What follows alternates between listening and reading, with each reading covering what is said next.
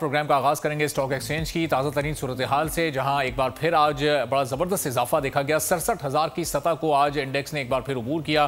500 से ज़ायद पॉइंट्स का एक बार फिर इजाफा हुआ है। जैसे जैसे मुल्क में इस वक्त सियासी स्टेबिलिटी आती जा रही है, उसी तरह से मुल्क की मईशत भी एक बेहतर ट्रैक पर जाती दिखाई दे रही है। चूँकि आपसे कुछ देर कबल ब्लूमबर्ग की भी एक रिपोर्ट सामने आई, जिसमें उसकी जानिब से बताया गया कि फाइनेंशियल टाइम्स स्टॉक एक्सचेंज ने पाकिस्तान की सेकेंडरी एमर्जिंग मार्केट हैसियत बरकरार रखी है और अगले 6 माह तक के लिए इसको बरकरार रखा गया है। चूंकि तवक्को ये की जा रही थी कि पाकिस्तान के जो शेयर बाजार हैं उनकी हैसियत में, उनकी वैल्यू में कमी आ सकती है, लेकिन वो कमी नहीं आई। 2017 में वैल्यू $100 अरब थी, जो कि अब पाकिस्तानी शेयर्स मार्केट की कैपिटलाइजेशन $21 अरब हो चुकी है। और ब्लूमबर्ग ये कहता है कि पाकिस्तान को इस वक्त एक मुस्तहकम हुकूमत मैसर आई है।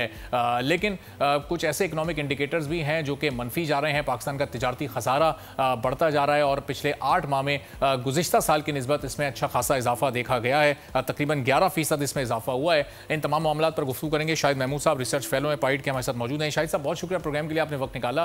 पिछले कुछ दिनों से, खासतौर पर इस हफ्ते में हमने स्टॉक मार्केट को बड़ा ज़बरदस्त ग्रो होते देखा है। तो इसकी जो बुनियादी वजह है वो पॉलिटिकल स्टेबिलिटी है। पाकिस्तान अब IMF के प्रोग्राम में जा रहा है, स्टॉक मार्केट भी ग्रो कर रही है और ब्लूमबर्ग से भी जो खबरें कुछ सामने आई हैं, फाइनेंशियल टाइम्स स्टॉक एक्सचेंज ने जो पाकिस्तान की सेकेंडरी एमर्जिंग मार्केट की हैसियत बरकरार रखी है, तो कितनी हौसला अफजा खबर है ये? देखिए, हौसला अफजा खबर जो है वो तो ये है कि IMF से हमारा फाइनली जो उनकी लास्ट ट्रांच है वो हमें मिल जाएगी, जो हमारा $3 बिलियन का मुआहदा था। ये सबसे ज़्यादा पॉजिटिव इम्पैक्ट जो है जो पाकिस्तान की इमेज और पाकिस्तान की इकॉनमी पे है, वो इसने डाला है। आई वोंट से इमेज, लेकिन इकॉनमी पे इसने डाला है। लेकिन एक चीज़ याद रखनी चाहिए कि ये कोई तवील मुद्दत की वो नहीं है, ये कलील मुद्दत में है। It's for a short term. बाकी स्टॉक मार्केट की मूवमेंट्स हैं जी, वो तो they are mostly speculative. Speculation ये होगी कि जी आप मिसाल के तौर पे IMF का जैसे हमें पता चला कि भाई लास्ट ट्रांच जो है वो मिल जाएगी, IMF से भी खबर आ गई, तो स्टॉक्स वेंट अप। लेकिन अगर खुदा न खास्ता ये होता है कि IMF और पाकिस्तान के दरमियान, पाकिस्तान गवर्नमेंट के दरमियान कोई इशू आ जाता, तो स्टॉक्स नीचे चले जाते। तो it's lot of it is speculation, और इसका जो रियल इकोनॉमी है स्टॉक मार्केट का, इससे कोई इतना ताल्लुक नहीं है। ठीक है, तो शायद अब ज़रा रियल इकोनॉमी की तरफ हम आते हैं, जहाँ पर हमारा तिजारती खसारा इस वक्त बढ़ रहा है। हम जो इम्पोर्ट बिल है अपना, उसको हम पिछले साल की निस्बत बढ़ाते जा रहे हैं। चाइना से हमारी इम्पोर्ट्स बिल में इजाफा हुआ, भारत के साथ हमारा इम्पोर्ट बिल बढ़ा है। तो एक्सपोर्ट्स हमारी नहीं बढ़ पा रही, इस वजह से ये इम्पोर्ट बिल बढ़ रहा है, या फिर बहुत ज़्यादा इम्पोर्टेड अशिया पर हमारा इन्हिसार हो गया? कुछ चीज़ें तो बहुत ही बेसिक्स हैं ज़ाहिर है, जो कि हमें चाहिए ही चाहिए। तो ये क्यों ये सूरत हाल पैदा हो रही है? देखिए, एक चीज़ समझ लें, वो ये है कि पाकिस्तान की मईशत का जो बुनियादी ढांचा है वो इस तरह है कि आप इंपोर्ट्स के बगैर आपकी इक्तिसादी तरक्की की जो शरह है हमारी, वो जो है वो बहुत का, अगर हम इंपोर्ट्स रिस्ट्रिक्ट करते हैं, उसको बंद कर देते हैं, जो कि हमारी 1.5-2 साल से पॉलिसीज़ हैं, इसे डिमांड कंप्रेशन कह लें या फिर आप कोई और लफ्ज़ इस्तेमाल कर लें। लेकिन अगर आपने ये करना है कि इक्तिसादी तरक्की की शरह को 2% ऊपर लेके जाना है, 4% लेके जाना है, 5%, 6% लेके जाना है, तो वो आप इम्पोर्ट से बगैर नहीं। मिसाल मैं आपको देता हूँ, हमारे दवाइयाँ बनाने की जो इंडस्ट्री है, उसका 95% जो दवाइयाँ बनाने का मटीरियल होता है वो हम इम्पोर्ट करते हैं, क्योंकि पाकिस्तान में वो इंडस्ट्री है नहीं। इसी तरह आप किसी भी इंडस्ट्री को ले लें, गाड़ियाँ बनाने वाली इंडस्ट्री ले लें, कोई और इंडस्ट्री ले लें, आपके जो खाम माल होता है, फिर जो उसमें मशीन्स होती हैं, जो उसमें टेक्निकल नो हाउ होती है, वी हैव टू इम्पोर्ट।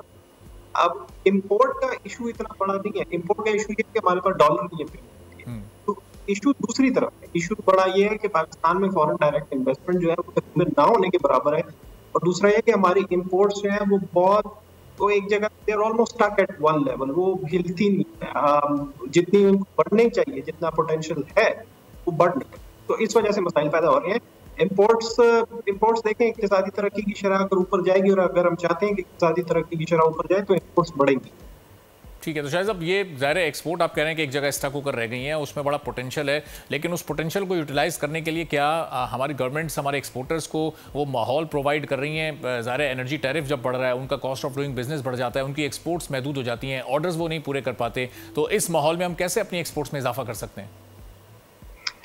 ये बात सही है, पाकिस्तान में बहुत ज़्यादा इश्यूज हैं एक्सपोर्ट्स। अब मिसाल के तौर पे एक्सपोर्ट्स, जैसा कि आपने कहा कि जो उसकी पैदावारी लागत है, आप सिर्फ पिछले 1 साल में देख लें कि किधर चली गई है, तो वो it makes our exports very uncompetitive. दूसरा एक बड़ा मसला पाकिस्तान की एक्सपोर्ट्स का ये है कि हम दहाइयों से पिछले 5-6 दहाइयाँ जो हैं डेकेड से हम लोग सिर्फ एक चीज पे रिलायंट है, वो है टेक्सटाइल्स। हमने रिसर्च एंड डेवलपमेंट पे, हमने इनोवेशन पे हमने कोई पैसे ही नहीं लगाए। ये 2-3 सेक्टर्स हैं। ये एक सेक्टर है कि जिससे हमारी वो होती है कि जी यहाँ पे जाके आप यूरोप से जीएसपी प्लस ले ले, स्टेटस ले ले, किसी तरह हमारी टेक्सटाइल की इंपोर्ट एक्सपोर्ट्स बढ़ जाए।